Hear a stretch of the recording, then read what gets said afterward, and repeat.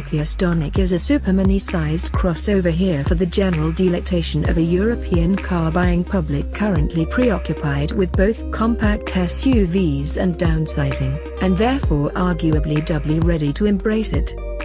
Perhaps we should call it another super mini-sized crossover. This segment is expected to double in size from its 2016 level by 2020. And that's why we're seeing all new models from Hyundai, Citroën, Seat and MG pile into it all of a sudden in addition to Kia. All of them are offering cars alongside the likes of the Renault Captur, Peugeot 2008, Nissan Juke, Mazda CX-3, Vauxhall Crossland X and Fiat 500X that are not already on sale. The water in the shallow end of the junior soft-roader market's swimming pool is evidently rather lovely at present. You wonder, frankly, how many more paddlers it can take. Sharing its platform with Kia's Rio Super Mini, the Stonic has the same wheelbase as the Rio but it's slightly wider and longer in the rear overhang, as well as having a slightly jacked up ride height and an even higher rising roofline.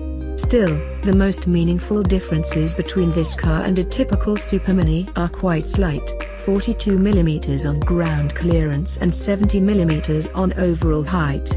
A Dacia Sandero Stepway enjoys almost the same advantage over a regular Sandero in terms of ride height, while a bog-standard, dead ordinary Nissan Pulsar family 5-door is precisely as tall overall. Since there's no option of four-wheel drive in the Stonic either and no engine more powerful than the 118 bhp 1.0-litre turbo 3-pot of our test vehicle, this is a car that plainly wears its SUV garb quite loosely. But that's increasingly common in cars of this class. Customers shopping for a B-segment S.U.V. we are told, aren't necessarily after ruggedness or capability, but are looking instead for a right-sized hatchback, having ruled out a Golf-sized conventional 5-door as more car than they need.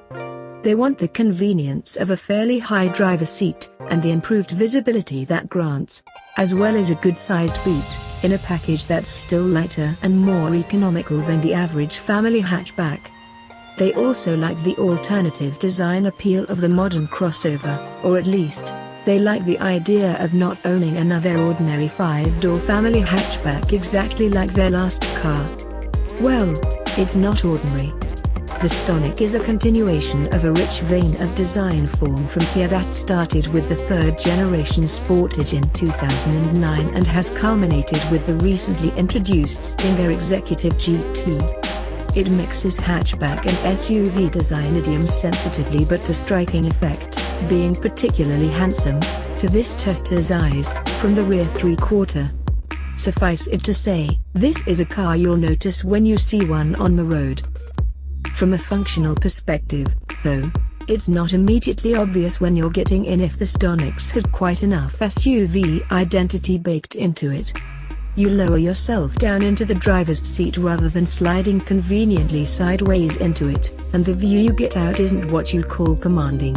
Headroom is generous and there's plenty of height adjustment on the driver's seat cushion, allowing you to perch closer to typical crossover height if you want to. But overall, this isn't a driving position that instantly smacks of easy accessibility or convenience. Further rear, the Stonic's back seats are just large enough for an average-sized adult to sit comfortably behind another, and they'll be fine for kids in booster seats. Taller adults will need to spread their knees and slouch in their seats to avoid contact with the seat back and roof. The car's boot is a good size and has a handy split-level boot board type false floor, but it also has a loading lip over which heavier cargo will need to be lifted. More mixed tidings, then. Kia offers a choice of 3 engines in the car, alongside the 1.0-litre, 118 bhp 3-cylinder turbo petrol of our test car. There's a 1.4-litre, 98 bhp atmospheric petrol and a 1.6-litre, 108 bhp turbodiesel, demanding just a £700 premium over the 1.4 and undercutting a diesel by an even wider margin. The 1.0-litre turbo is expected to be the most popular motor of the three, and deservedly so. Kia's changes to the Stonic's underbody and suspension in transformation from those of the Rio were mostly intended to improve refinement, and the Korean firm's 3-cylinder engine certainly seems quieter here than it does in a Rio. It starts with a charismatic thrum and certainly makes its presence felt under load, but its combustion noise fades to a muted level when cruising. The Stonic has a fairly strong, flexible performance level, and gets along A roads and motorways with an assuredness you won't find in every small hatchback. Around town, it tends to surge a little in response to initial throttle inputs, and so isn't always as smooth as you'd like away from standing. But there's plenty of accessible torque here, which makes zipping the car up to speed, maintaining your momentum, and overtaking when you need to, easy to do. The car's suspension tuning, like its exterior design, is clearly intended to make it stand out in a growing crowd of similar small cars, specifically by engendering a thrusting, poised driving experience.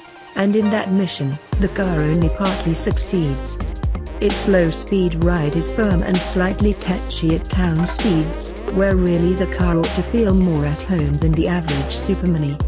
The Stonic's body fidgets and fusses over uneven roads, and while its body control settles down a little bit at higher speeds, it never even approaches the enhanced comfort and isolation levels that you expect of a high-riding car. The Stonic handles keenly up to a point and keeps its body flat at all times, but, though it steers with pace, there's a little too much leaden weight at the rim, and too little genuine incisiveness off-center, to make you really enthused.